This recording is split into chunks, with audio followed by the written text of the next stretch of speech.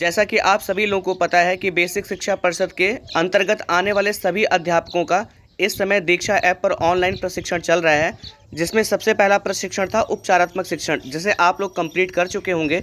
इसी क्रम में जो अगला प्रशिक्षण है वो है बच्चों का पढ़ने से परिचय, जिसके भाग 3 पर आधारित कुछ प्रश्न हैं, जिसका जवाब आपको सबमिट करने के बाद इस प्रशिक्षण को पूर्ण करना है। तो आइए देखते हैं भाग 3 पर आधारित जो प्रश्न हैं उनके क्या संभावित उत्तर हो सकते हैं। भाग 3 का जो शीर्षक है वो है मौजूदा तरीकों की जांच। इसमें जो पहला प्रश्न है वो है, क्या आप अंदाजा लगा सकते हैं कि आज इस्तेमाल हो रहे भाषा को पढ़ने के तरीके कब सोचे गए थे? सही विकल्प को क्लिक करिए और फिर सबमिट बटन दबाइए।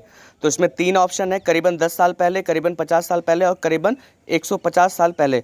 तो जो तीसरा ऑप्शन है करीबन 150 साल पहले, ये सही है। इसमें जो अगला प्रश्न है वो है, इस बारे में थोड़ा सोचिए, क्या आप श्री स्मिथ से सहमत हैं? सही विकल्प को क्लिक करिए और सबमिट बटन दबाइए। देखिए, इस प्रश्न से पहले जो स्लाइड आएगी उसमें श्री स्मिथ जी द्वारा बच्चों को पढ़ाने के कुछ तरीके दिए गए हैं, जिससे आप बिल्कुल सहमत होंगे। तो उसमें जो पहला ऑप्शन है, हाँ बिल्कुल ये सही होगा। अब अगला प्रश्न है, इस वाक्य को पढ़ते समय जगत ने क्या किया? सही विकल्प को क्लिक करिए और फिर सबमिट बटन दबाइए। देखिए, इस प्रश्न पर आधारित जो वाक्य होगा जिसे जगत पढ़ रहा है उसे बहुत रुक रुक के पढ़ेगा, यानी कि वो उसे डिकोड करेगा।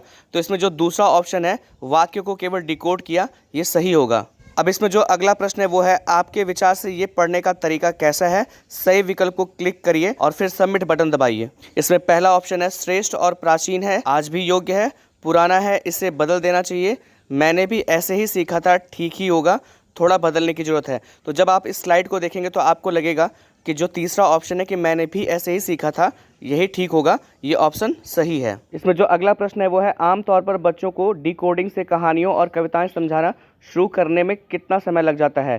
सही विकल्प क्लिक करिए और सबमिट बटन दबाइए। इसमें पहला ऑप्शन है कुछ हफ्ते, दूसरा कुछ महीने, तीसरा 1 साल तक और अंतिम ऑप्शन है इससे भी ज़्यादा समय। देखिए, हर कक्षा में अलग अलग बच्चे होते हैं जिनका बौद्धिक स्तर भी अलग अलग होता है। कुछ बच्चे कुछ ही दिनों में सीख जाते हैं, कुछ हफ्तों में सीखते हैं, कुछ महीनों में सीखते हैं। तो बच्चों के अनुसार इसके ऑप्शंस भी अलग अलग हो सकते हैं। तो आप इस प्रश्न में किसी भी ऑप्शन पर टिक लगा सकते हैं। मैं यहाँ पर कुछ महीनों पे टिक कर देता हूँ। देखिए, अगला प्रश्न है कि आपको क्या लगता है इस तरह से शब्द दिखाने के क्या लाभ हो सकते हैं? सही विकल्प को क्लिक करिए और फिर सबमिट बटन दबाइए। देखिए, कक्षा कक्ष में जो भी वस्तुएं रखी हुई हैं, अगर उनके बगल में ये लिख दिया जाए कि वो वस्तु कौन सी है तो इसका क्या लाभ होगा? इसमें देखिए, पहला है कि बच्चे अर्थपूर्ण संदर्भ में प्रिंट को देख पाएंगे। दूसरा है, बच्चों को प्रिंट का महत्व समझने में मदद मिलेगी।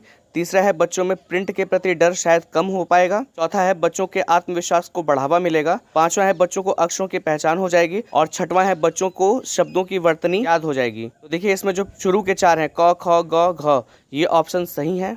देखिए, अगला प्रश्न क्या है कि आपको क्या लगता है कि क्या हमारी पाठ्य पुस्तकें बच्चों की इन भावनाओं को सही दर्शाती हैं? सही विकल्प को क्लिक करिए और फिर सबमिट बटन दबाइए। इसमें 3 ऑप्शंस हैं। पहला ऑप्शन है हाँ बिल्कुल, दूसरा कुछ हद तक और तीसरा है बिल्कुल भी नहीं। तो इसमें जो दूसरा ऑप्शन है कुछ हद तक, ये सही है।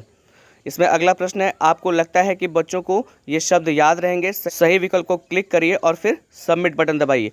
देखिए, इस प्रश्न पर आधारित जो स्लाइड होगी उसमें टीचर द्वारा हर बच्चे को एक शब्द लिख के दिया जाएगा, जिसे वो घर लेके जाएंगे, उसे पढ़ेंगे, बार बार पढ़ेंगे।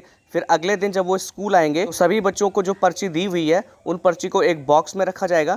उसके बाद हर बच्चे को कहा जाएगा कि तुम अपनी पर्ची इसमें से ढूंढ कर निकालो। फिर बच्चे उसे पढ़ेंगे और अपने साथी के साथ जो पर्चियां उन्हें मिली हुई है अपने साथियों द्वारा उन शब्दों को सुनेंगे। तो इसी पे आधारित ये प्रश्न है कि आपको लगता है कि बच्चों को ये शब्द याद रहेंगे? सही विकल्प को क्लिक करिए और फिर सबमिट बटन दबाइए।